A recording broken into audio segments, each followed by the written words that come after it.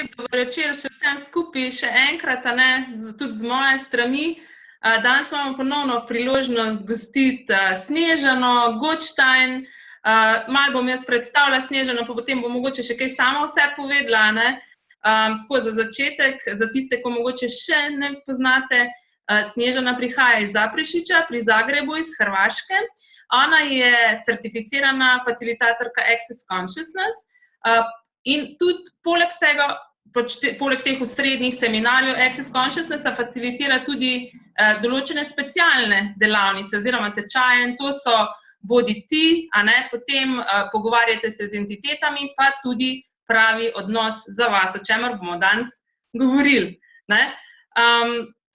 Tako, zdaj pa Snežana, kar mogoče, ne vem, če bi se še ti mogoče malo predstavila, potem bomo pa kar skočili v bazen, pa se začeli igrati, Može, prije svega sve vas lijepo pozdravljam. Super je da vas ima u tolikom broju i da ste se priključili, da ovo sve uživo.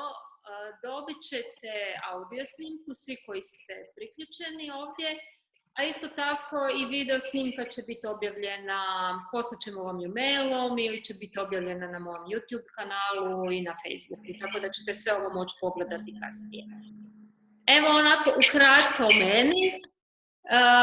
Ja sam se Access Consciousnessom počela baviti prije otprilike 4,5, bit će uskoro 5 godina.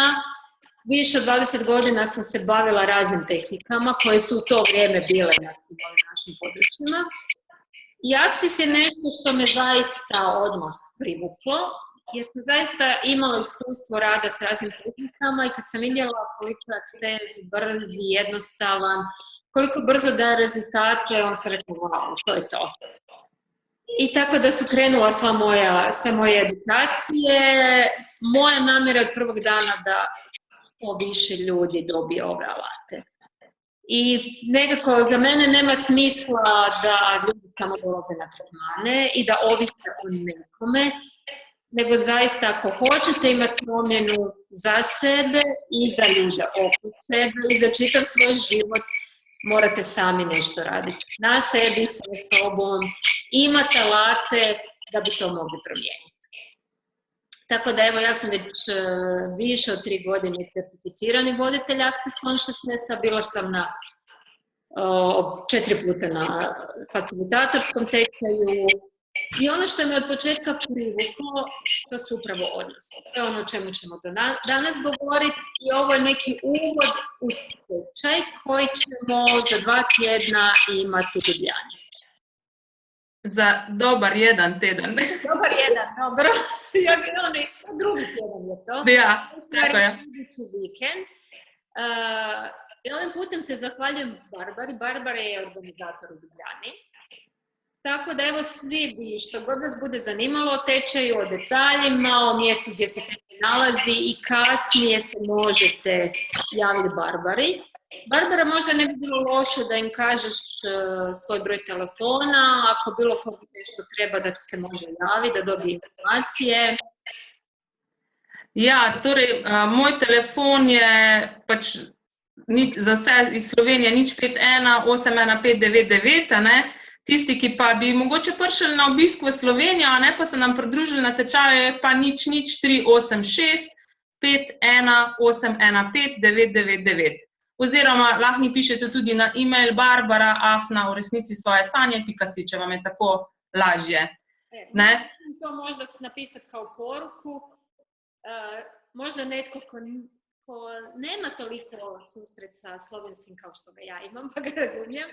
Pa možda neko, jer su se ljudi zaista uključili iz Srbije, iz Hrvatske, iz Njemačke, pa im samo napiši, možda će im biti jednostavnije.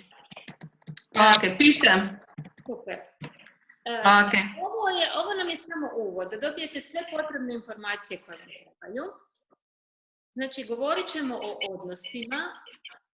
Access Consciousness ima nekoliko specijaliziranih tečajeva, tako da sam ja certificirani voditelj, kao što je Barbara rekla, i za entitete, budi svoj i za odnose.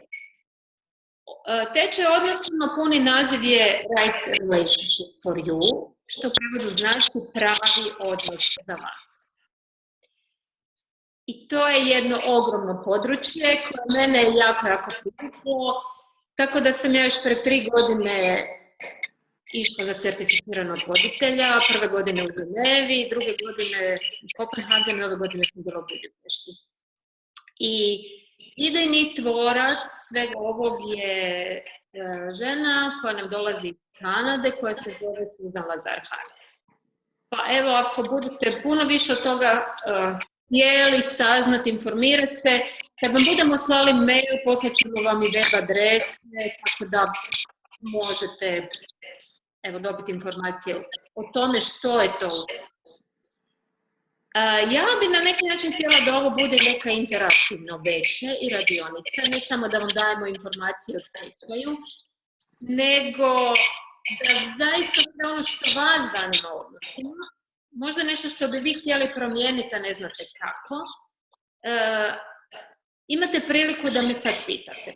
Imate me priliku pitati ono što je to zbog čega bi vi trebali doći i došli na taj tečaj. Što je to što bi stvari dobili sa samim tečajem. Tako da kakva god pitanja imate o samom tečaju, slobodno se uključite i pitajte. Bez ikakvog ustručavanja.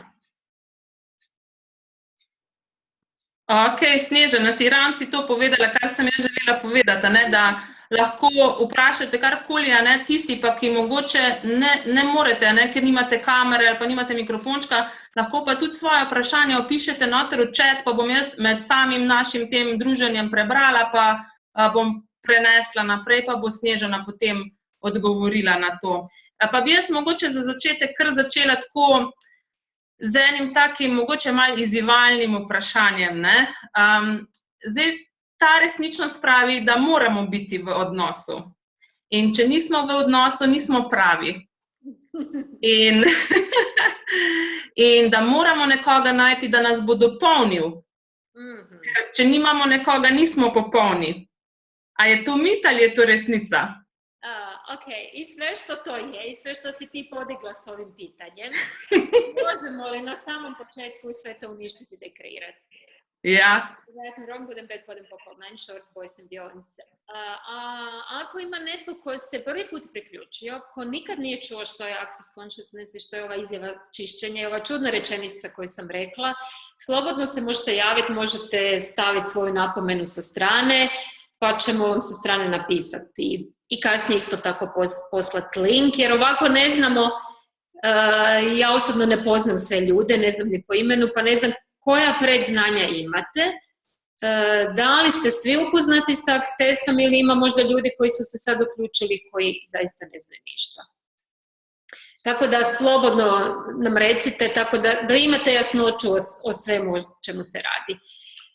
Ja bi za početak sve projekcije, sva očekivanja, sve prosudbe, sva odbijanja koja imate prema ovoj večeri, prema meni, prema pravom odnosu za vas, prema access consciousnessu, biste li sve to uništili i dekreirali? Ja. Right and wrong, good and bad, podem pokol, all nine shorts, boys and beyonds. Što odnos znači za vas? Što je uopće odnos?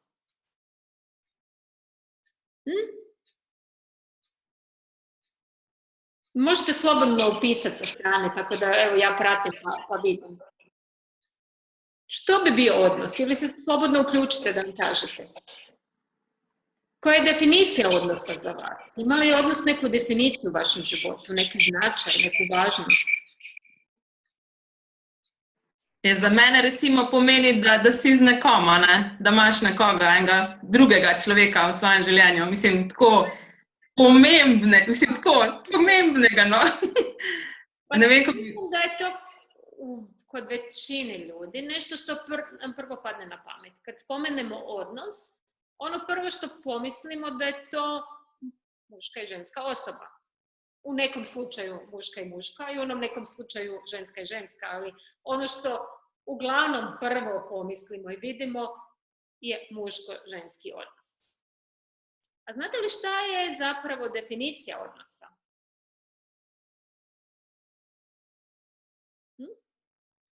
Odnosu sa nama samima. Pa to bi bilo nešto čemu bi trebali težiti.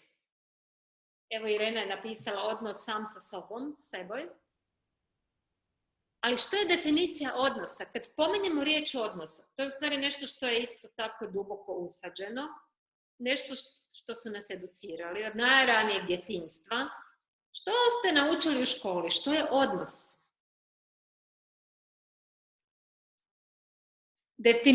Sama definicija odnosa bi bila udaljenost između dva objekta. To je odnos. Znači imate točku A, ne znam da li se sjećate, matematike, geometrije, ako se vratite malo dalje. Znači imate dvije točke, točku A i točku B. Odnos je udaljenost između te dvije točke. I ta definicija se onda doslovno preslikala u sve naše odnose. Pa je onda ta udaljenost ponekad bliža, a ponekad je ta udaljenost veća i na kraju je nema kraja. I sad pogledajte svoje odnose. Kakav god to odnos bio. Da li ćete pogledati odnos s partnerom kojeg imate ili ste imali, da li ćete pogledati odnos sa djecom, sa prijateljima, s poslovnim partnerima, s roditeljima. Da li je taj odnos uvijek bio isti? Znači, da li ste, kad u bilo koji odnos pogledate, da li je doslovno, sad kad to matematički pogledamo i usporedimo sa definicijom, znači, da li je ta udaljenost uvijek ista ili se ona mijenja, pa je udaljenost ponekad bliža, ponekad dalja, a ponekad je ta udaljenost se razdvaja i sve je dalje i dalje. Jesu li takvi vaši odnosi u životu?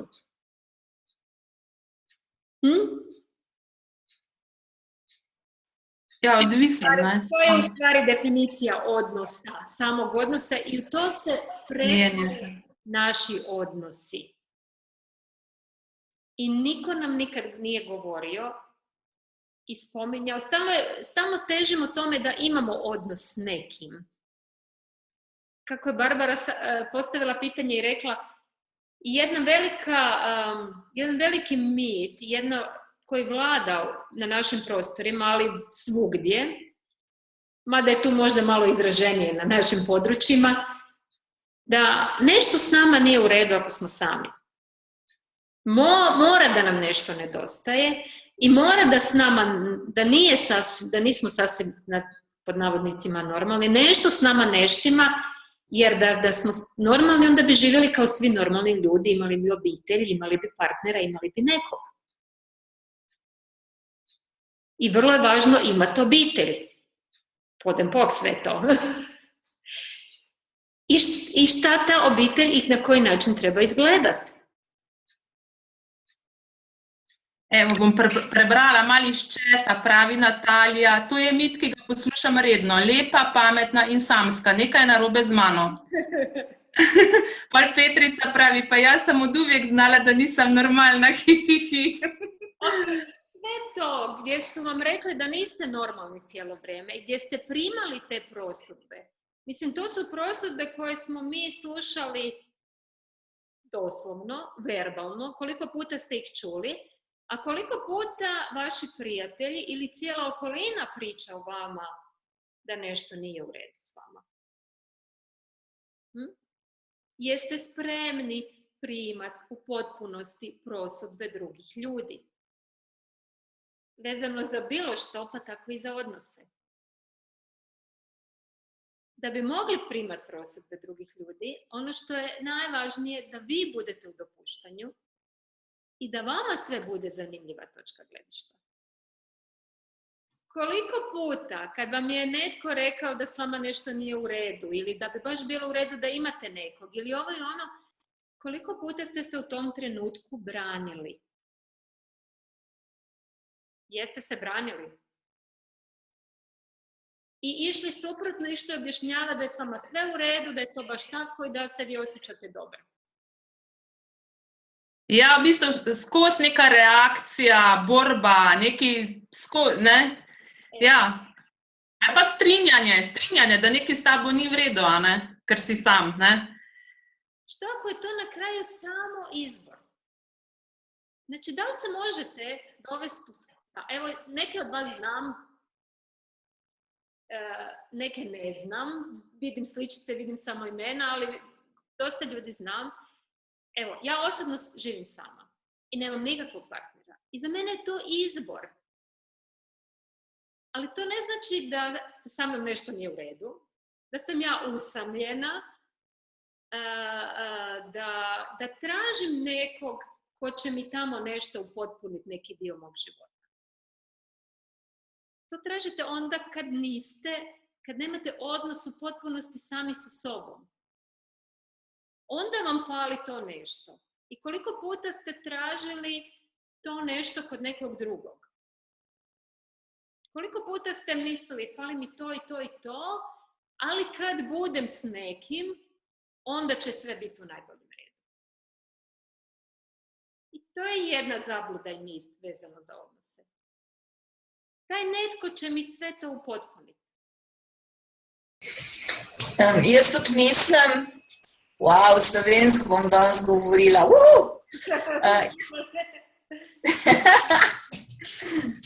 Jaz tudi mislim, da je to tudi posledica vzorcev, ki smo jih bili vcepljeno glavo od majčkega.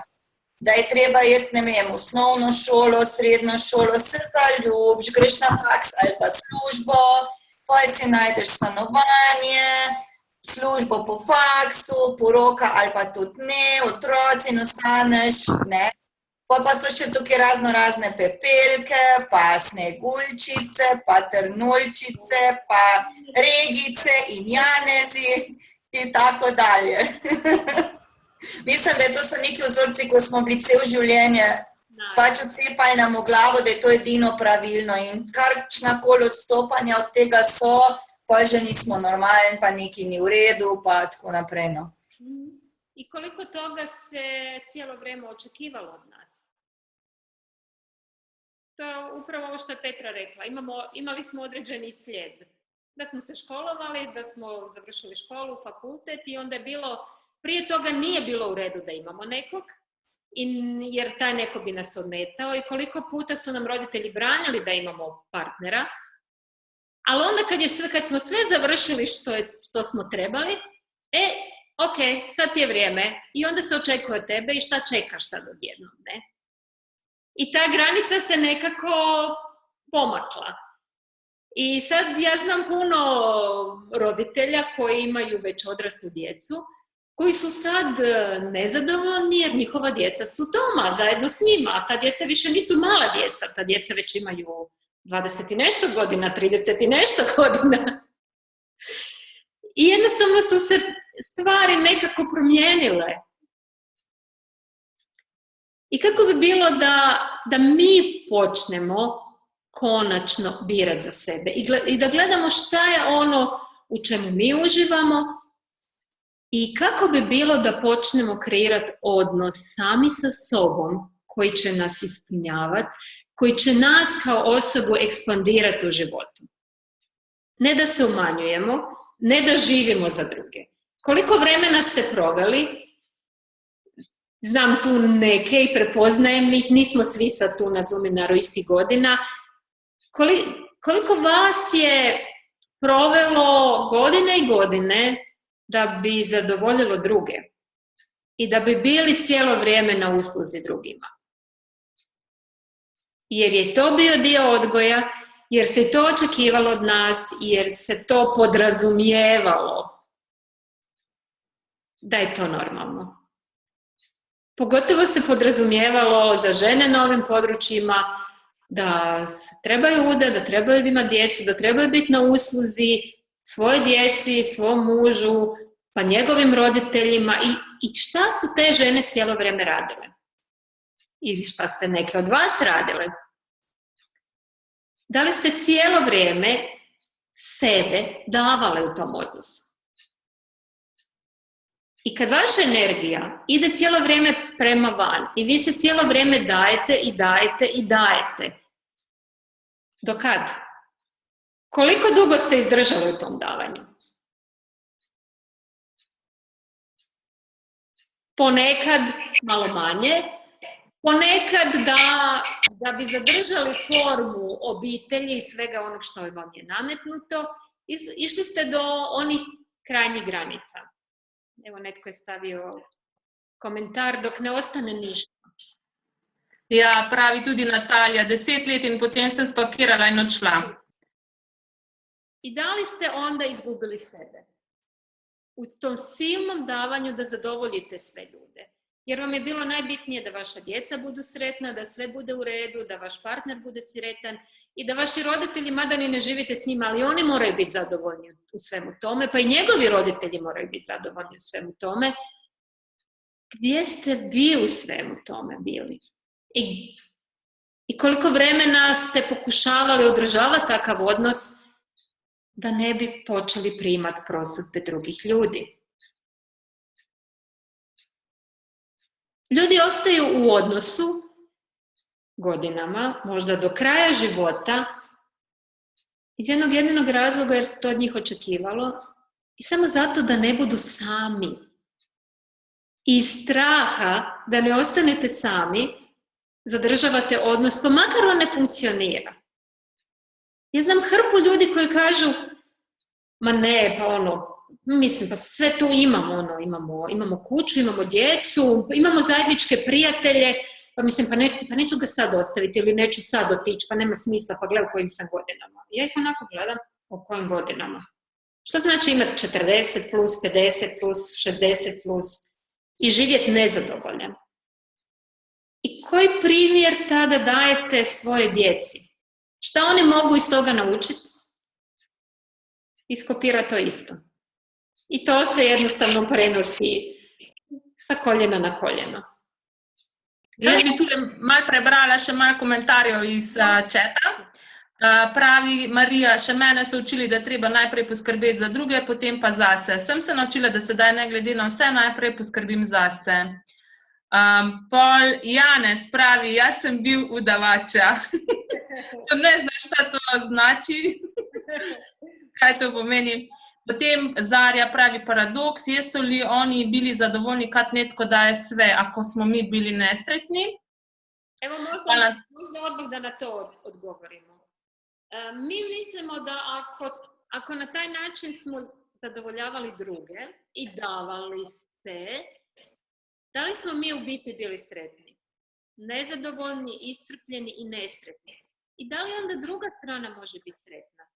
Ne. Ona to isto tako osjeti. Šta druga strana radi?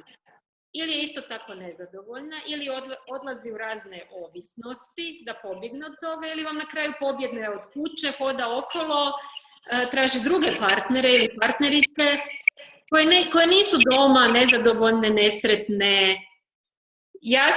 Nemate pojma kako sam počela raditi Access i radionice i pogotovo Bars radionicu u početku. Odjednom su mi stizale poruke, kao žene dođu na radionice i onda mi šalju poruke, pozdravio te moj muž. I gledam, pa ni ne poznam ti muža, šta bi me on pozdravljao? Nemaš pojma koliko ti se zahvaljuje, konačno ima ženu doma koja mu ništa ne prigovara, koja je sretna, koja je zadovoljna. Wow. Naši partneri to cijelo vrijeme traže od nas. Pa, Snježana, možeš možda i pričati o tome kako, kad se mi sa nekom, ko se z nekom spoznamo, ne? Pač najprej smo taki, recimo, kakor smo zdaj, potem pa, ko se z nekom spoznamo, se pa takoj začnemo nekaj prilagajati, pa nekaj ločevati od delov sebe, zato ker se nam zdi, da recimo določeni deli nas ne bojo drugi osebi všeč in pol na koncu se zgodi, da nam reče ta oseba, pa ti nisi ta ista, ko si bila, ko sem te spoznal, ali pa pač obratno, ne? Upravo to. To je isto jedna ogromna glupost koju radimo. Isto tako većina žena to napravi, uglavnom žene. Znači da bi imaju uvjerenje da sve će funkcionirati u odnosu ako se one prilagode tom odnosu i ako sve učine za svog partnera. I šta onda rade? Onda, mi to kažemo, počnete se rastajati same od sebe i odvajati same od sebe. praktično rečeno, onda neke stvari koje ste volile, koje ste radile, evo recimo primjer. Recimo da ste upoznale partnera koji ne voli plesati. A vi ste prije toga išli na sve moguće zabave u disko svugdje, u plesnu školu i obožavali ste plesat, ali naravno taj partner vam se svidio, on ne pleše i njega to ne zanima. I šta većina osoba napravi? Odustane od plesa. Ili recimo ste imali hrpu, cijeli krug svojih prijateljica s kojima ste izlazili, kojima ste se družili, mogli ste i doma, niste morali van izlaziti, ali imali ste krug prijateljica s kojima ste se nalazili. Sad odjednom imate manje vremena, ali imate partnera i što izaberete? I sad imate, ok, hoću li izabrati partnera, on je jedan, ili ću izabrati svojih 5-6 prijateljica, pa ne, naravno, one su mi prijateljice, on mi je bitan, pa jedva sam dočekala da imam partnera. I onda polako sve njih odbacite. I sve napravite da se prilagodite tom partneru. Sve ono što ste volili, sve ono u čemu ste uživale, ljudi odbace. I može li takav odnos funkcionirati?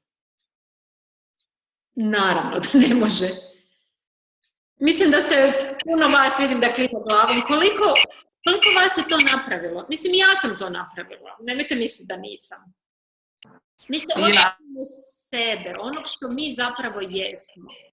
A naši partneri nas hoće upravo onakve kakve su nas upoznali. To ih je privuklo. A mi se mijenjamo da bi njih zadovoljili, jer mislimo da će onda oni biti sretni, neće nas onda ostaviti, bit će s nama, jer radimo sve ono što se njima sviđa. Pa njima to ide na živce.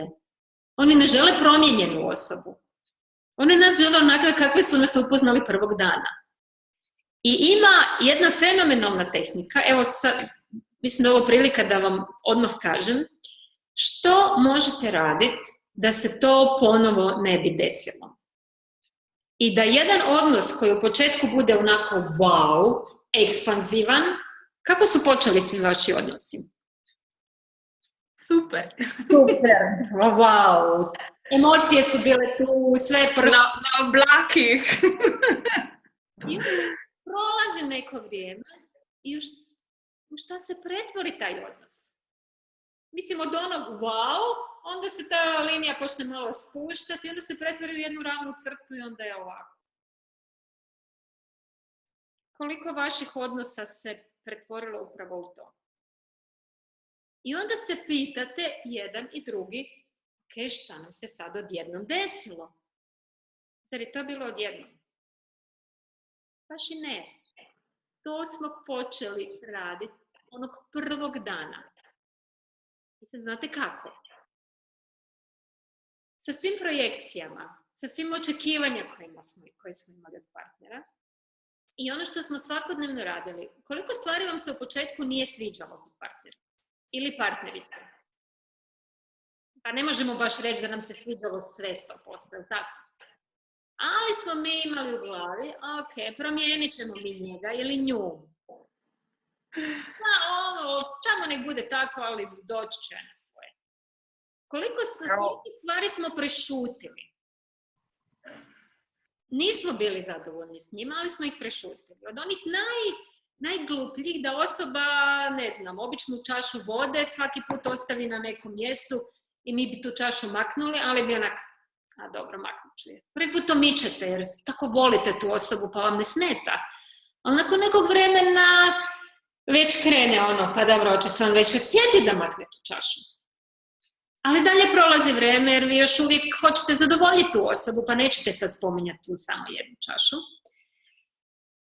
I onda nakon nekog vremena ju malo kuhate i tako, kreće dalje. I onda možda prođe par mjeseci, možda prođe godina, dvije, i onda toj osobi za tu jednu običnu čašu koja je tako tu stoji godinama i mjesecima, odjednom izbije cijela eksplozija. Sve ono što ste pospremali, što ste potiskivali cijelo vrijeme, sve one prosudbe koje ste imali o tome, odjednom sve eksplodira i izađe van. Ovo se nije nikom desilo, jel da? Niti slučajno. I onda su svi u čudu, onda je druga strana u čudu, šta je odjednom? kako bi bilo da ste prvog dana samo rekli, gle, meni se ne sviđa da je ta čaša ovdje i daj molim te, jel možeš tu čašu staviti na neko drugo mjesto? Naravno, nije bila samo čaša u zajedničkom životu, bilo je toga puno više. I postoji tehnika, evo sada konačno da je objasnimo, šta da napravite da vam se to ne desi. Tehnika kaže, poništavajte svoj odnos svaki dan. Šta znači poništavati odnos? Ako mislite da ćete odnos poništiti, pa njega neće biti, tu se varate. Desi se nešto upravo suprotno. Kad svakodnevno, da li ćete to raditi svako večer ili svako jutro, to sami izaberete, znači na dnevnoj bazi izaberete da poništite odnos sa tom osobom. Znači sve što je taj odnos toga dana bio. Sve. Tu sad mislim i na ono sve dobro i sve loše što se tog dana desilo. Da se sve poništi. Šta ćete dobiti s tim? Pa jednostavno drugi dan kao da krećete iz početka. Kao da prethodnog dana nije ni bilo. Ali to ne znači da ćete zaboraviti prethodni dan događaje, nego sav energetski naboj koji se zbio tog dana, njega jednostavno kao da taj dan resetirate. I sav taj energetski naboj jednostavno nestane. I sad zamislite da smo to znali ranije, kakvi bi naši odnosi danas izgledali, ali vjerujte, nikad nije kasno, možete to početi primjenjivati od sada, od ovog trenutka. I istu tehniku slobodno primjenjujte za sve vaše odnose. Znači, ne radi se samo o odnosu muško-ženskom odnosu, o partneru, o vašem mužu, o vašem dečku, o vašem ljubavniku. Šta ako to možete raditi i za vaš odnos sa vašom djecom, sa vašim roditeljima? I ti odnosi ponekad znaju biti veliki izazov u našem životu. Snežana, mogoče, a lahko to orodje, ki si ga zdaj pravkar omenila, recimo je eno vprašanje v chatu, lahko s tem prebudimo tisto začetno, kar je bilo v odnosu? Da, jednostavno taj dan što je bilo. Recimo da ste, evo, najobičniji primjer da shvatite. Recimo da ste u jednom danu, znate da je dan dugačak, u jednom danu se može desiti nešto što vam je wow. Recimo da ste, evo, banalan primjer, ali vrlo važan primjer. Recimo da ste u tom danu imali seks s tom osobom koji je bio wow. I vi ste rekli, wow, to se ne može nikad više ponoviti. Šta ste kreirali s tim? Upravo to, da se to više nikad u vašem životu neće ponoviti. A isto tako sve ono što ste prešutili toj osobi, sve one prosudbe koje ste ju uputili, sve ono gdje ste bili ljuti, to ćete prenositi dalje. I onda se to slaže iz dana u dan u vašem životu. I onda nakon okoliko godina se pitate, pa što vam se odjednom desilo? Znači, onog trenutka kad počnete poništavati odnos, poništite sve.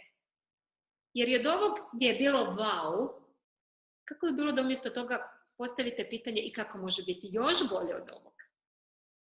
I od onog gdje ste se malo porječkali, kako bi bilo da i tu postavite samo pitanje i kako može biti još bolje od ovog? Umjesto da idete i tražite zašto i zbog čega vam se to događa i koji je razlog za ovo i donosite zaključke i taj odnos dobiva težinu i sve više se zakopavate u tom odnosu. Evo še eno vprašanje. Ako poništimo odnose sa svima, da li će se i kod tih drugih nešto promijeniti? Automatski se mijenja. I može li uticati i na njihovo ponašanje? Naravno. I to je prednost. I prednost je kad vi počnete se baviti sobom. Što vi imate bolji odnos sa sobom, to ćete imati bolji odnos sa ljudima oko vas. I zato je važno da sebe educirate i da naučite kako i na koji način promijeniti odnos sam sa sobom, i automatski i odnose sa svim ljudima oko sebe.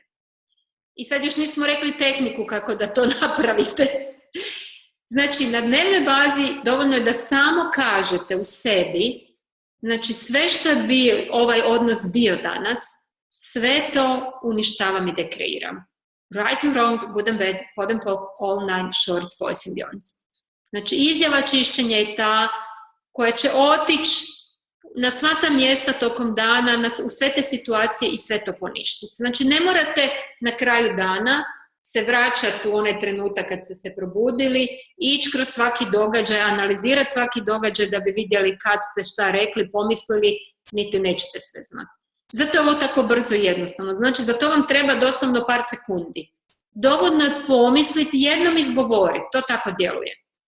Znači, samo kažete, ok, sve što je moj odnos sa mojim partnerom bio danas, sve to uništavam i dekreiram. Right and wrong, good and bad, pod and pok, all nine shorts, boys and beyonds. Ok, još jedno pitanje. Da li može unazad za neke događaje da ih poništimo? Naravno.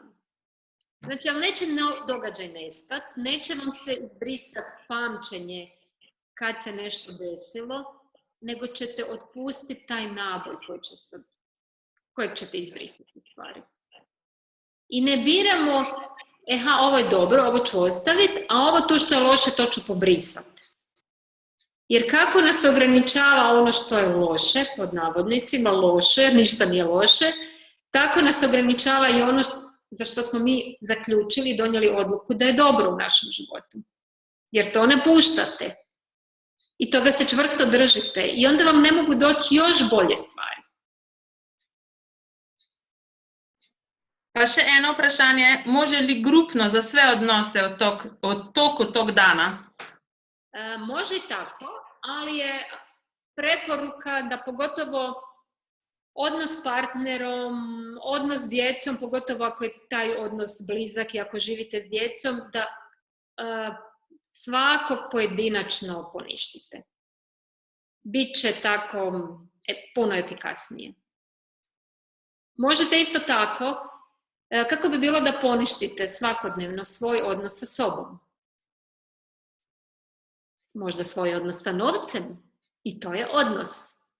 Svoj odnos sa poslom, i to je jedan vrlo bitan odnos u našem životu. Znači, sve su to odnosi i o svemu tome ćemo puno detaljnije na tečaju. Nismo ni rekli koliko tečaj traje. Imamo uvodni dio koji počinje, znači u ovom slučaju nam je to u petak 9.9. od 19 do 21.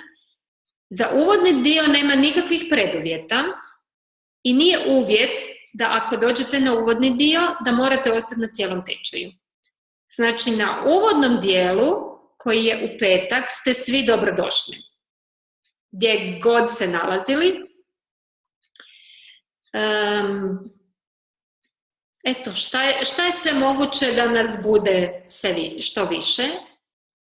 I uvodni dio traje, znači, oko 2 sata. Radionica traje od petka, od uvodnog dijela. Znači, za radionicu je uvjet da dođete na uvodni dio. I radionica koja traje 2 dana, subotu i nedjelju, šta smo stavili, od 10 do 18? 10 do 5, odnosno može i do 18. Ne znam kako dugo ćemo biti, koliko će biti energije, pitanja i svega. Koliko će biti pitanja, znači nema nikakvih preduvjeta za ovaj tečaj. Apsolutno nikakvih. Niti to da bilo što znate o Accessu, niti to da ste prošli bar tečaj. Znači, za tečaj o odnosima ne postoje preduvjeti.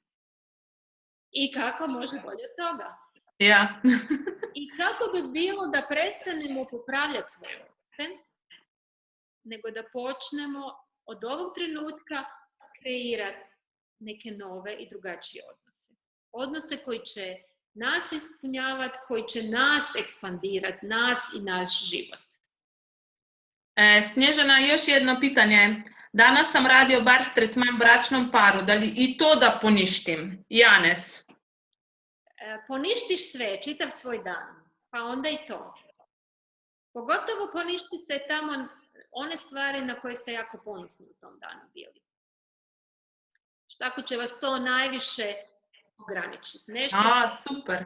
Da, Negdje gdje ste nešto napravili jako uspješno, gdje je bilo nekakvog uspjeha u vašem životu, da li je to u poslu, da li je to u nekom tretmanu, ili vam je netko došao na tretman, ili vam je netko došao na radionicu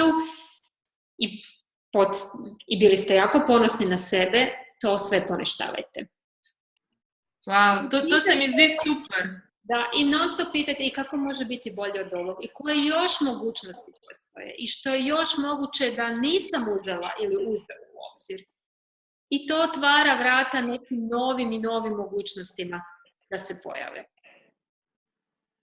Imamo li od nekog od vas da se javi slobodno, uživo, da postavi pitanje, možda u neku konkretnu situaciju, nešto što bi vi htjeli promijeniti u nekom od odnosa, a ne znate kako?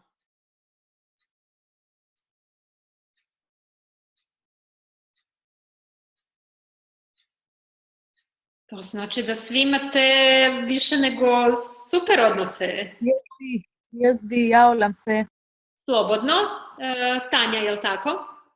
Ja, Tanja, Snežana, jaz bi vprašala, jaz imam en tak poseben odnos z mojo sestro, ki gleda vedno na vse stvari negativno. Jaz se trudim, da bi bil najin odnos isten, sproščen, pozitiven, vendar ona vedno išče v vsaki zadevi nekaj slabega, ima strahove. Kako? Kako da se... Hvala. Pitanje je kako promijeniti takav odnos. Da. Pa za taj odnos bi ja isto rekla da koristite isti ovaj alat, da na dnevnoj bazi poništavate odnos sa svojom sestrom. Znači sve što je taj odnos bio. I kad ste u komunikaciji s njom, da li ono kako izgleda svaka komunikacija, mi ili odobravamo, kad bilo s kim pričate, kako ide komunikacija? Znači, ili kažete da, u pravu si, to je tako, ili se protivimo i negiramo i govorimo ne, to nije tako. Kako bi bilo? Znači, jedini način da izađete iz toga, da pomognete i drugoj strani osobi, je da vi budete u dopuštanju i da vama sve što osoba kaže bude samo zanimljivo gledište. Ja, hvala. Zabila sam na to, hvala. To je ono najvažnije, jer osoba ponekad samo čeka na šta će se kod nas uloviti. Da vam se to desi, da što god vi rekli, osoba samo čeka kako će se zakvačiti i na kraju krene onaj sukob u odnosu. U komunikaciji. Mislim, sve su to odnosi. Znači, onog časa kad nam je sve samo zanimljivo gledište, osoba nema na šta reagirati. I jednostavno... Hvala. Da, molim. Snežana, zahvala. Prejšnji zuminar entitete, govorili smo o entitetama, odstranili ste mi entitetu, srce me je bolelo vedno in od takrat nimam več težav. Hvala, res sem hvaležna zelo. Wow, super, i kako može bolje od toga?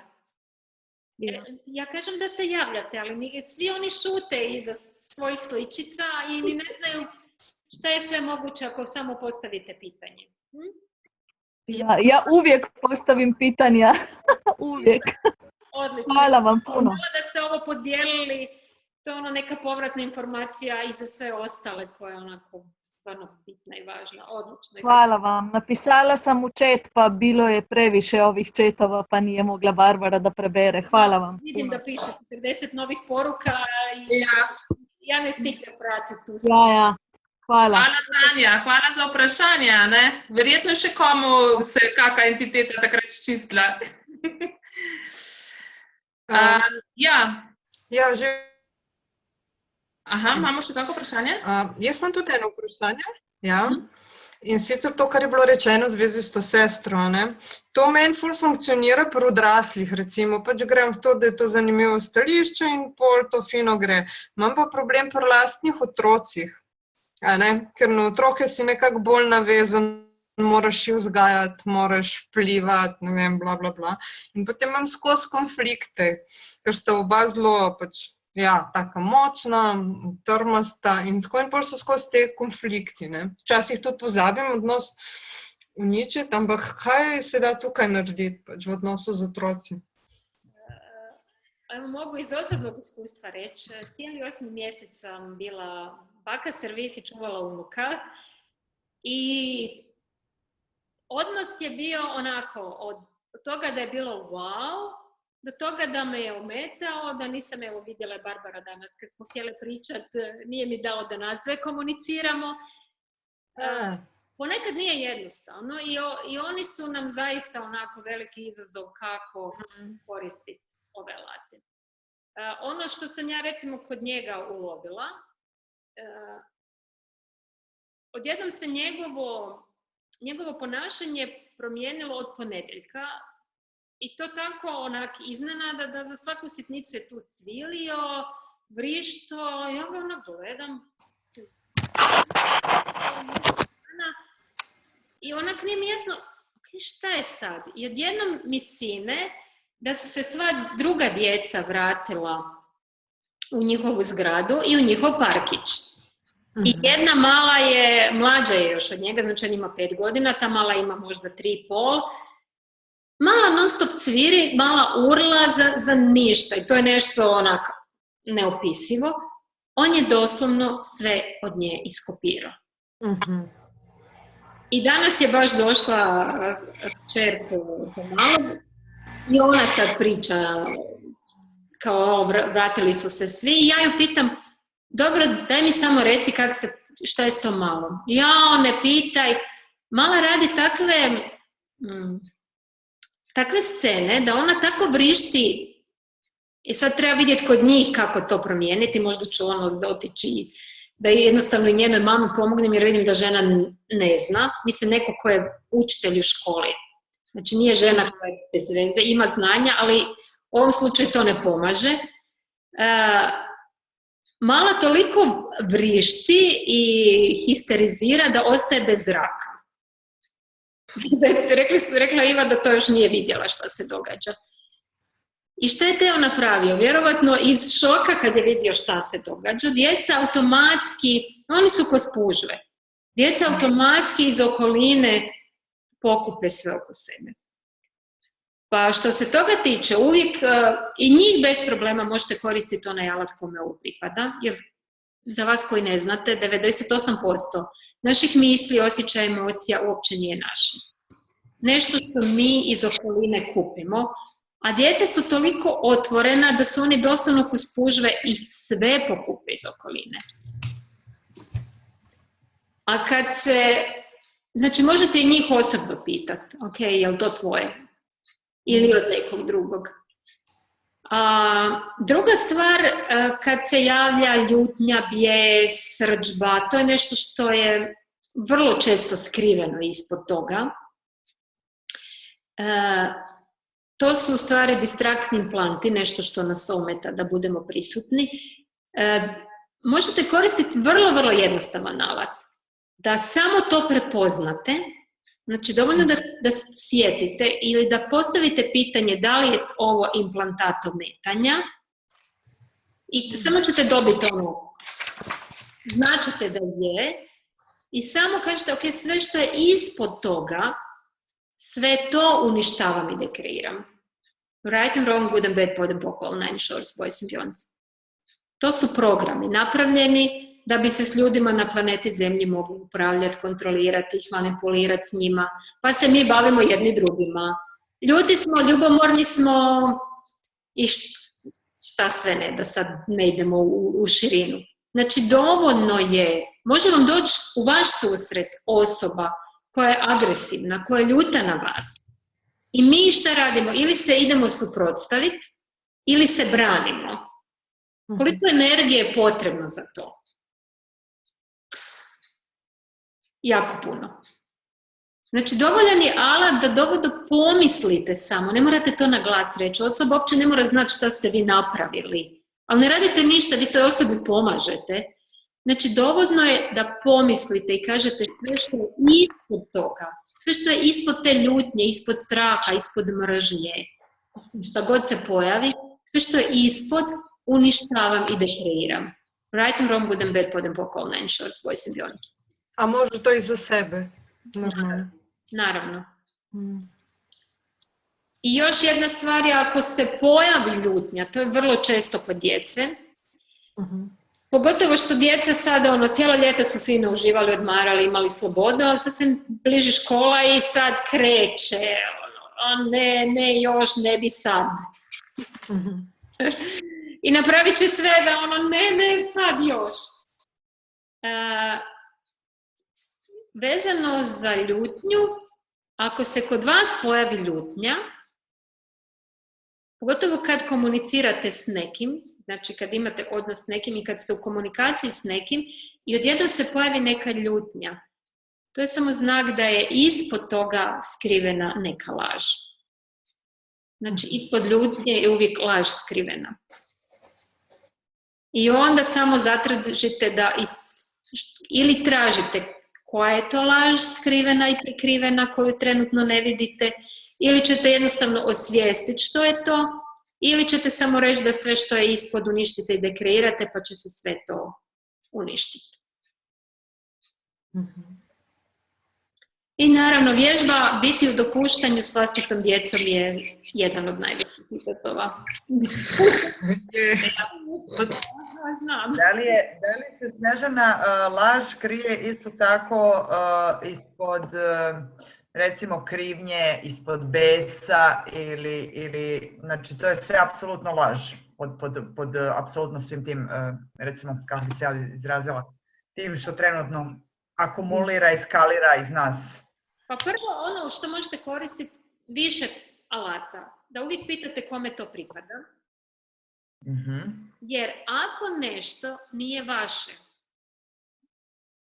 ako to onda idete samo podem pokat, neće otići, zato što to nije vaše.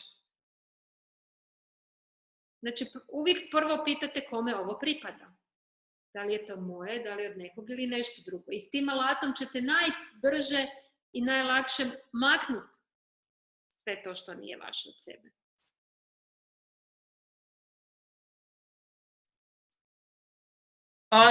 Može još jedno pitanje oko djece. Kako smanjiti brige oko djece kad im se manje dobre stvari događaju u životu? Janez? Kako smanjiti brige? Pa brineš se o sebi, a njih pustiš. I šta ako djeca su vas izabrala? Znači, djeca su nas birala. Zašto baš nas? Znači, svako od nas koji ima djecu, ta djeca su nas izabrala, jer su oni tamo negdje vidjeli, ovi tu dvoje me nikad neće moći kontrolirati. Idem k njima. Pa znate, što god mi napravili, to ne funkcionira. Znači, ne možete kontrolirati svoju djecu, možete ih samo pustiti i biti u dopuštanju s njima.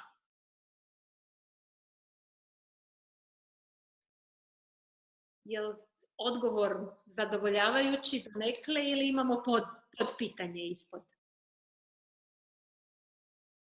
Ne, slobodno se uključi. Tako mi je lakše. Znači, ako imaš neko podpitanje vezano za to,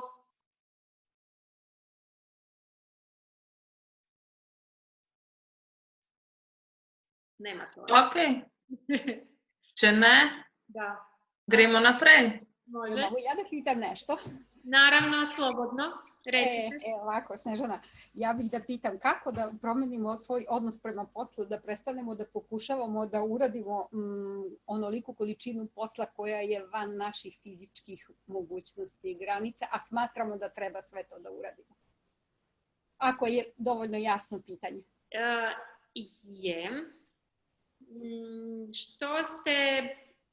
Što ste sve sebi nametnuli kao odgovornost u tom poslu? Da, mnogo toga. Pa sve projekcije, očekivanja, odvajanja, prosudbe i odbijanja koje imate prema sebi, prema poslu i u odnosu na taj posao, Hoćete li sve to uništiti, dekreirati? Da. Right and wrong, good and bad, podem poko, all nine shorts, boys and beyonds. I svakodnevno pitate, ok, što je još moguće? Koje još mogućnosti imam? Kako s potpunom lakoćom mogu obavljati svoj posao?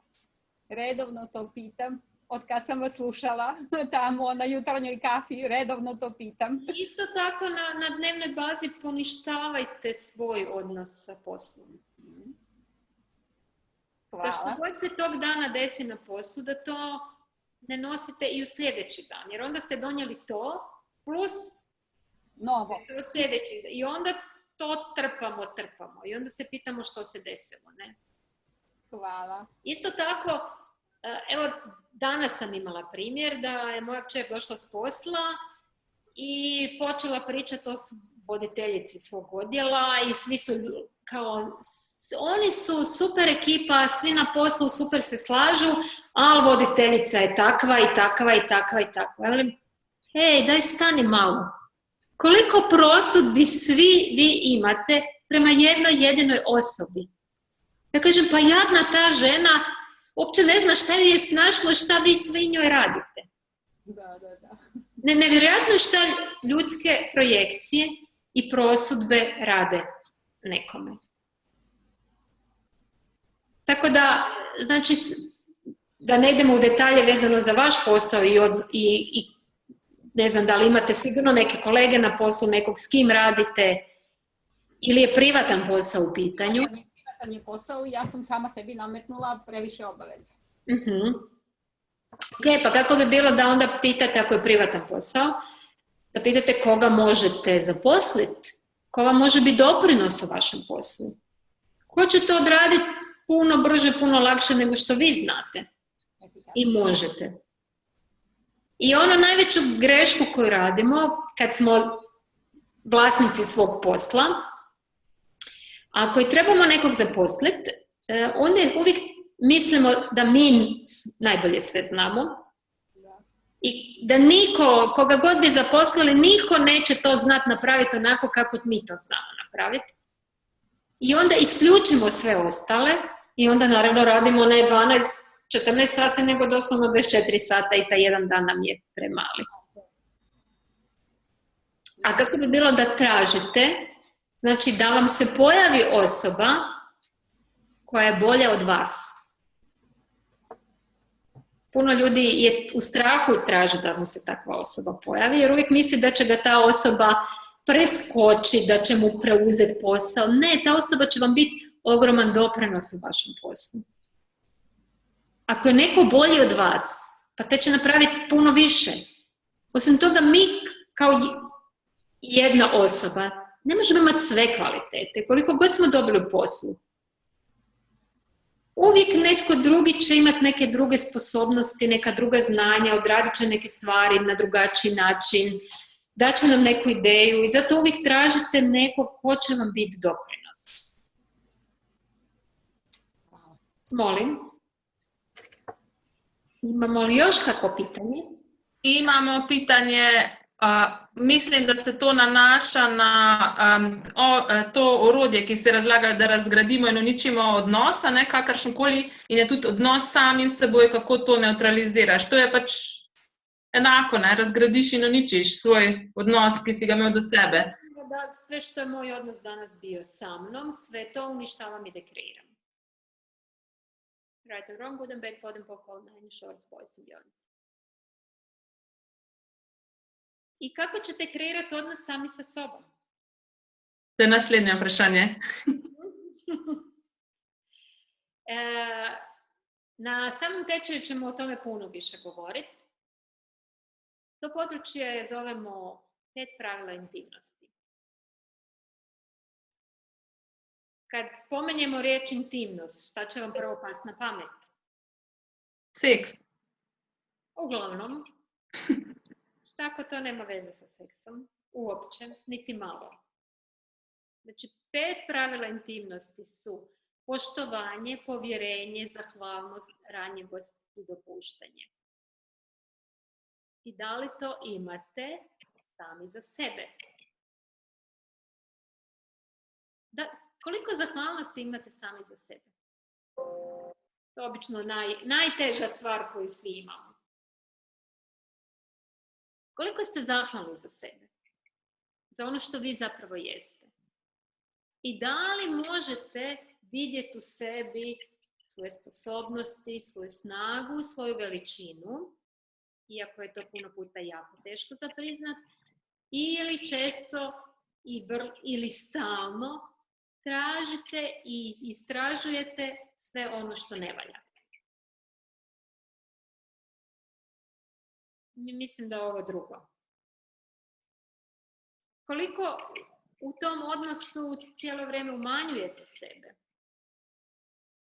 Kad bi, isto vrijede i za odnos s partnerom, kada bi kod partnera svakodnevno tražili na čemu toj osobi mogu biti zahvalan ili zahvalan. Onda se taj odnos pretvori u nešto sasvim drugo. Onda te vrijednosti kod te osobe počinju rasti i širiti se i bujati. A šta mi cijelo vrijeme radimo? Pa mi gledamo i tražimo šta ne valja. I šta je još krivo napravio, i šta još ne valja, i hoće li opet ovo napraviti na isti način kao zadnji put. I šta skreiramo s tim cijelo vrijeme? Kad postanemo biti zahvalni prvo za sebe, to raste kod vas. Isto tako kad tražite na čemu još mogu biti zahvalan svom partneru i pronađete jednu stvar, pronađete dvije, na čemu mu još mogu biti zahvalan. I da vam to postane dnevna rutina. Vjerujte, onda iz toga to raste. Ista stvar je, fenomenalna stvar je ovaj alat koristiti za odnos sa djecom.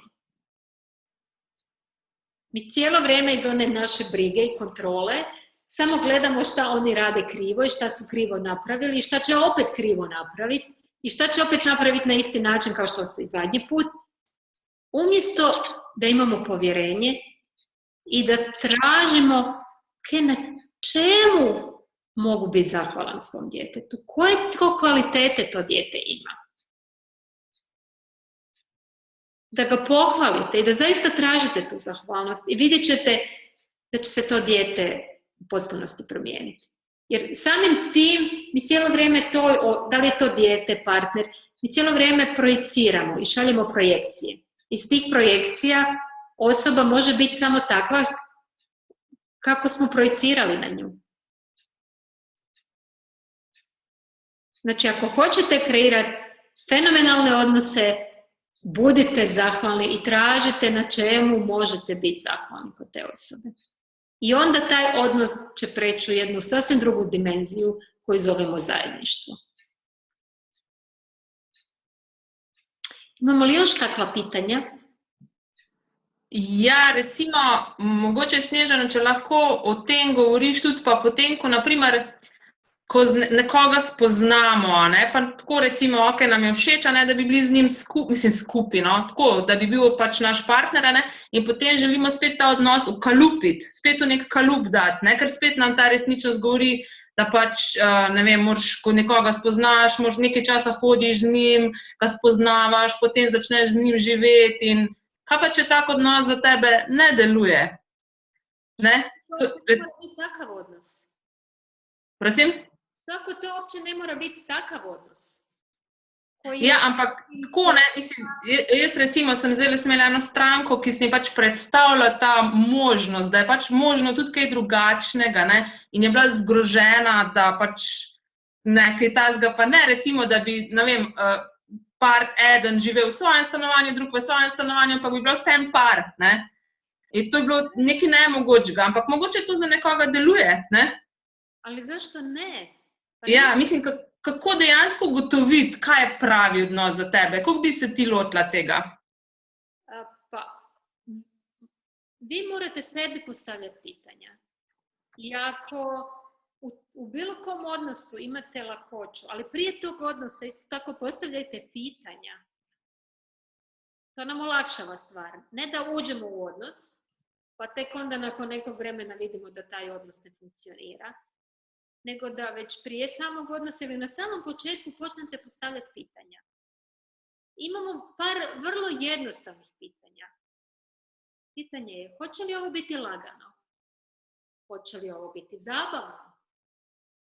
Znači, hoću li nešto naučiti? Da li je ova osoba dobra u seksu? Hoće li mi ova osoba donijeti novac? I ako već na tih 5 prvih pitanja, na neka od tih pitanja dobijete ne, da li ima smisla dalje ići u taj odnos?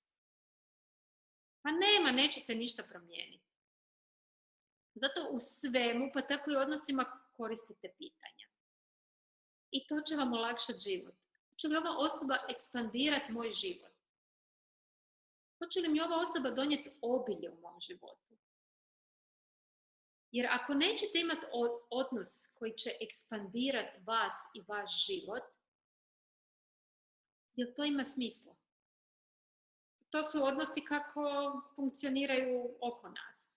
Ako koristite alate, onda koristite svjestan odnos. I onda ga možete kreirati onako kako hoćete.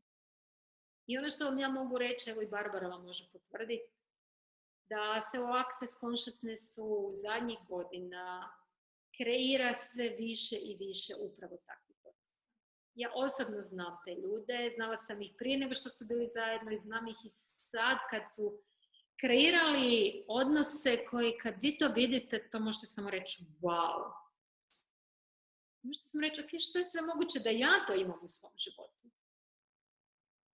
Ja. To je jedno fenomenalno pitanje. Kad vidite da netko je nešto kreirao, da li je odjednom mu ide wow posao, da li ima odnos s nekim, ma šta god da je to, većina nas krene u prosudbe. Onog časa, prva prosudba koja vam iz glave ode prema toj osobi, stopirala je vas. Kompletno ste napravili, odrezali da vi to nikad ne kreirate. Niti da budete uspješni, niti da kreirate fenomenalne odnose. Ako i najmanju prosudbu imate prema nekom ko to ima ili ko je to počeo kreirati. Ono što će vam kreirati je da kažete, kad to vidite, da zahvalnost i vaše oduševljenje i samo da kažete, ok, što je sve potrebno da ja to kreiram u svom životu. I to će kreirati i vama. Tako da, malo gledajte šta je sve u vašim glavama i to mičite. To je super vprašanje, ko vidiš nekoga, da ima nekaj tazga, kar bi ti imel, pa da si vprašaš, kaj bi bilo potrebno, da tudi se moje življenje to pokaže. Šta trebam činiti? Znači, koja energija, prostor i svijest ja trebam biti i činiti da ja to imam i da ja to kreiram u svom životu. I sve što to koči, sve što to ograničava, uništavam i dekreiram. Right and wrong, good and bad, podem popol, I to pitanje možete koristiti za bilo šta što hoćete. Ja, in tu je še vprašanje, kako da čujemo odgovore na pitanja, koja postavljamo. Što ako ne čujemo odgovore? Nisu bitni odgovori. Ne moramo uopće dobiti odgovor. Ponekad sa pitanjima ponekad ćete dobiti svjesnost, dobit ćete lakoću, dobit ćete energiju. Znači, ta lakoća je nešto što vam kaže da. Kad na neko pitanje imate težinu, to vam je onda ne. Znači, ja isto ne dobijem odgovor kao odgovor, ali dobijete energiju i onda znate, i onda vas to nosi. I isto tako, kad trebate donijeti neku odluku koja je bitna, koja je važna za vas, pa i to da li ćete izabrati ovog partnera ili nećete, ili partnericu, isto tako postavite pitanje, ako ovo izaberem, kako će moj život izgledati sada i za idućih 5 godina, i ako ovo ne izaberem, kako će moj život izgledati sada i za sljedećih 5 godina. I onda vidite šta vam je lagano, šta vam je teško. Imamo li još koje pitanje? Ja, mogoče bi jaz še nekaj vprašala, mogoče da se naveže malo čisto na tisto prvo stvar, ki sem jo vprašala. Ne? Recimo, jaz sem bila pač tudi pred 4 leti, ko sem začela se z Accessom ukvarjati, dejansko na enem seminarju prav presenečena, ko je pač, ne vem, zdaj je bil Gary ali je bil Dane, to sta pač ustanovitelja Access Consciousnessa, nekoga vprašal, oziroma eno žensko, ki je rekla, da želi imeti odnos, jo je vprašal, resnica, sploh želiš imeti odnos? Ne, in takrat sem se tudi za sebe, recimo, vprašala, in v tistem trenutku ne. Čeprav jaz v glavi sem mislila, da ja, ne, seveda, vsi mi pravijo tej resničnosti, da moram imeti odnos, ne, da moram biti z nekom. Zato šta ako sve to što si imala, da, ja to moram, da li je to uopće bilo tvoje? Ja, sej. To je bila uvjerenja koja mi pokupimo, bez obzira što to izgleda kao nešto dobro i pozitivno i ono, da, ja to hoću, ja to želim, ali pojave se emocije, osjećaj, za sve to pitajte, hej, kome ovo pripada? Da li je to uopće moje ili je to od nekog drugog? I onda ćete shvatiti da gotovo ništa nije vaše, da smo i to pokupili, tu potrebu da moramo biti s nekim. I koliko god se onda i pojave nekakve osjećaje, emocije i ta želja i da. Crazy, noro. Totalno. Ja. I upravo to da pitaš se, ok, istina, da li ja to uopće hoću? Da li je sada vrijeme?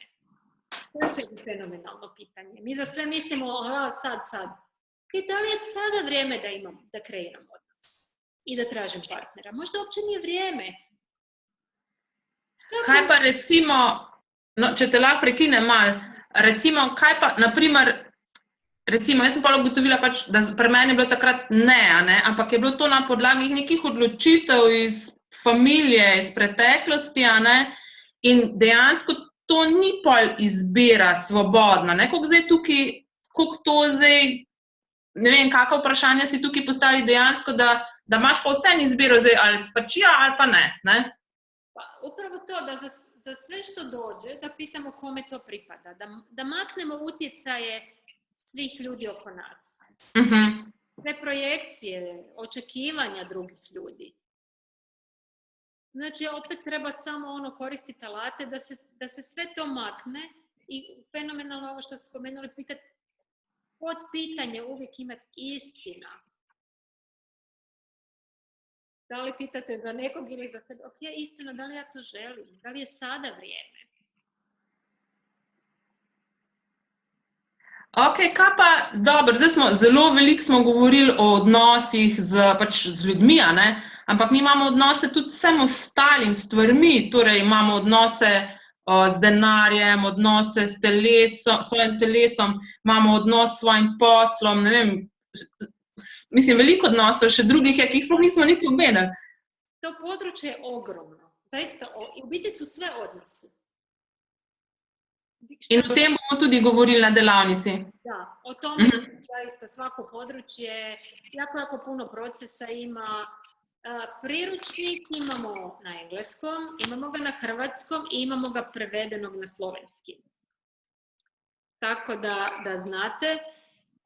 Priručnik u kojem je na nekakvih 70 stranica, 60-70, onako detaljno sve objašnjeno. Susan Lazar-Hart je za mene stvarno fenomenalan facilitator. Pričala sam s nekim od vas gdje ona zaista i Garyju i Daneu, ona je na svakom tečaju i na svakom tečaju postavlja takva pitanja da vjerujte na pola tih pitanja ja nisam razumjela šta ona njih pitala. Znači njoj fali ona tamo neka kockica. I ona recimo ima odnos sa mužem koji je se totalno promijenio. Gdje je bila, kad je upoznala svog muža, on je bio, žena mu umrla, znači udovac sa 2 djece od 10 i 12 godina. I onda je rodila još 2 djece, znači odgajala je 4 djece. Bila doma, muž je radio, nije imala problem s novcem. Šta mislite, je li ona bila sretna i zadovoljna u takvom odnosu? Pa nije uopće.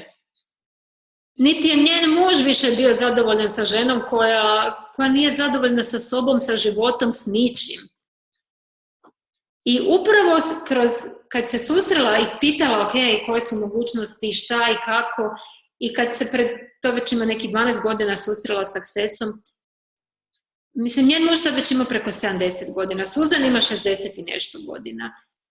I ona je sad žena sa 60 i nešto godina koja kreira svoj posao po čitavom svijetu i ima odnos sa mužem koji je sve bolji i sve kvalitetniji. I ono što ona kaže, moj muž konačno ima ženu kakvu je upoznao davno prije tamo u nekom baru kad su se susreli. Ima ženu koja je puna života, ima ženu koja kreira svakodnevno taj odnos. To je nešto što je bitno. Mi mislimo, kad dođemo do nečeg, mi stanemo. I ne kreiramo dalje. Ok, odženili smo se, udali smo se, imamo djecu i to je to. To nema energiju. Jednostavno zaustavimo odnos. Mi svakodnevno na dnevnoj bazi u bilo kom odnosu trebate pitati, ok, šta je još moguće, što mi zajedno možemo kreirati, koje još mogućnosti postoji. Znači, koje god vam pitanje padne na pamet. Tako da o svemu tome se stvarno radi na tečaju. Evo, ja vam mogu onak neke glavne naslove čisto da dobijete malo. Prvo, ono što je najvažnije, 8 netočnih pretpostavki o odnosima. Recimo, da me voliš, znao bi.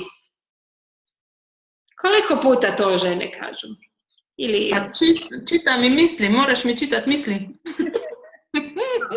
Da. To je ono, podrazumijeva se. Ono, pa kako to ne znaš? A nisam to... Normalno, ja. Kaže, za dobar odnos je potrebno voljeti iste stvari i provoditi puno vremena zajedno. Koliko puta ljudi, i kad se nađu s nekim, pa da, ono, imamo toliko toga zajedničkog. Super, mi ćemo funkcionirati kao par. To uopće nije mjerilo za dobar odnos. Što ako ne moramo ništa imati zajedničko, nego samo tražiti osobu sa kojom ćemo energetski biti kompatibilni. Mislim, i tih zabluda ima jako puno po kojima mi funkcioniramo. Snježana, možem te samo malo prekinuti? Može. Šta je to? To je za mene bil neki nov koncept, ta vibracijska kompatibilnost oziroma energijska kompatibilnost, da ti iščeš partnerja na tak način. Mogoče lahko par besed o tem poveš? Jednostavno, kad tražite partnera, postavljate pitanja. Kao i za sve drugo. Aha. Da. Znači, postavljate pitanja i tražite da se u vašem životu, znači, pojavi osoba koja će biti vibracijski kompatibilna s vama. A mi tražimo partnera da on izgleda na pravi način, da imamo puno toga zajedničko, da imamo to i da imamo to. Što ako ne morate imati uopće sliku? Znači, sve to maknete, sve te parametre koje imate u glavi. Koliko parametara ste do sad imali i onda nikako da se pojavi ta osoba? A univerzum, pa gdje će ju pronaći sa svim parametrima koje imate? I sve što to je, hoćete li sve to uništiti i dekreirati? Ja. I ono najvažnije, osoba koja će izgledati na pravi način. Ja. Tako tražimo nekog. Imamo neke standarde, ne? Jako puno. A kad tražimo partnera, koga u stvari treba? Mi, kao energetsko biće, ili naše tijelo? Tijelo. Tijelo treba partnera. Pa jesmo ikad pitali tijelo, hej tijelo, kako bi ti htjelo? Ko se tebi sviđa? Ko će biti njegujući za tebe? Mi uopće ne komuniciramo s tijelom, a tijelo treba partnera. I nije čudo da kasnije tu ima 1000 nesuglasica koje se pojave. Kako bi bilo da kad tražite, da isto tako tražite, ok, neka se pojavi osoba koja će biti njegujuća za mene i za moje tijelo. Recimo da je to jedno od pitanja na kako ćete tražiti partnera.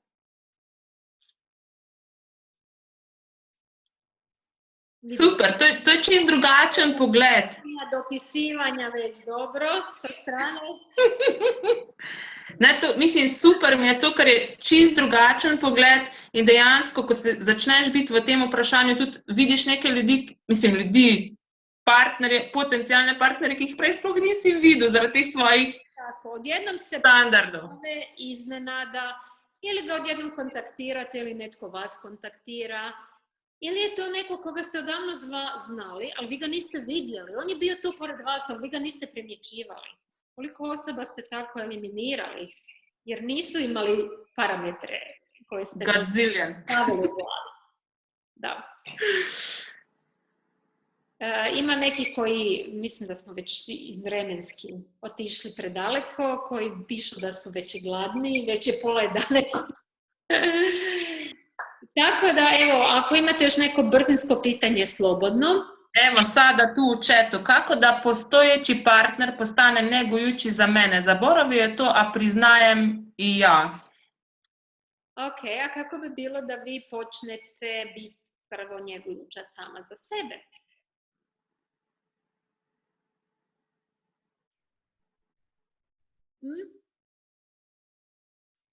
Da vidite šta je to što vas veseli. Što je to što vaše tijelo treba. Da li treba dodir, da li treba masažu, da li treba barse. Šta je to? Jednostavno i to pitajte. To isto tako možete svakodnevno pitati tijelo. Ok, tijelo, što ti je danas potrebno? Tijelo će vam reći, značite. I nemojte staviti limit u godinama da ste prestari za nešto. Da sad sa toliko godina vas ne zanima seks i vi više niste za to. Ili znaju reći osobe, ma ne pa koga ću ja sad naći u ovim godinama.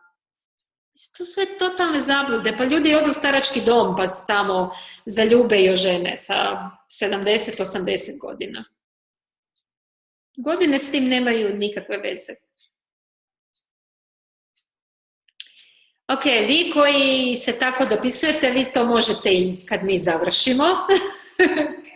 Ako imate još neko pitanje za mene, evo slobodno, ako ne, ja bi završila. Da ne bude... Ja, jaz bi Snežana mogoče samo še omenila to, da zdaj za delavnico prihodnji teden, še enkrat, lahko prijete posebej na uvodno delavnico, ki je v petek, 9. septembra, začnemo ob 7. uri, pa nekje 2 urci, do 9. ure. In potem vidite, ali je to nekaj, kar bi še pa šli čez vikend ali ne, tako, pač lahko prijete čisto tako in verjamem, da že v teh 2 urah lahko marsikaj tudi spremenite, Potem pa, kar se tiče cene tečaja, je 720 €, je pa možno tudi plačilo do 3 obroke, če mogoče komu tako lažje, Samo tukaj ena informacija, če razmišljate o tem, da bi pršala, da je tudi to ena izmed možnosti. Se pa dogovorite pač z mano ali pa Snežano, pač kogarkoli, lahko kontaktirate mene ali pa Snežano, obe, tako da... Kakvo god pitanje imale, bilo za plaćanje, za bilo što, slobodno se obratite Barbari ili meni. Evo, za sve detalje, uvjete plaćanja, šta god vam bude potrebno. Znači, uvodni tečaj je 55 €. Svi oni koji dođu na dvodnevni tečaj, odnosno on traje kao 2,5 dana, od petka pa subotu i nedjelju, znači oni koji se prijave na dvodnevni tečaj, uvodni dio im je besplatan. Znači, plaćaju samo tečaj. Tako da pitajte sebe, ako izaberemo ovaj tečaj, hoće li mi to ekspandirati život ili kako će moj život izgledati ako to izaberem i kako će moj život izgledati ako to ne izaberem. I ono što vam bude lagano, nek vas to vodi. Evo, hvala svima. Hvala, Barbara, tebi. Hvala tebi, Snežana. Mi je bilo zadovoljstvo. Znači, naknadno Barbara će vam poslati mail sa snimkom, sa linkom, sve što bude trebalo, sa još dodatnim informacijama, s mojom mail adresom isto tako da se možete i meni obratiti. Na raspolaganju smo vam jedna i druga. I ono što je bitno da nam, oni koji se odluče, neke prijave već imamo, da nam naglasite na kom jeziku hoćete priručnik. Da li hoćete samo na slovenskom, ima ljudi koji vole imati priručnik i na slovenskom i na engleskom, tako da ja znam na vrijeme pripraviti. Da. Kad će sljedeći susret uživo? Vidjet ćemo, ne znamo ništa unaprijed. Pratite nas pa ćete vidjeti, ne mogu ništa znati, ili dođite negdje, evo ja, dođite negdje da se upoznamo, ja ću negdje oko 20. ići za Novi Sad. Pa evo, možda vam to bude bliže, pa dođite tamo na neku radionicu ili na predavanje. Evo, hvala svima i vidimo se nekom drugom prilikom. Hvala. Ćao.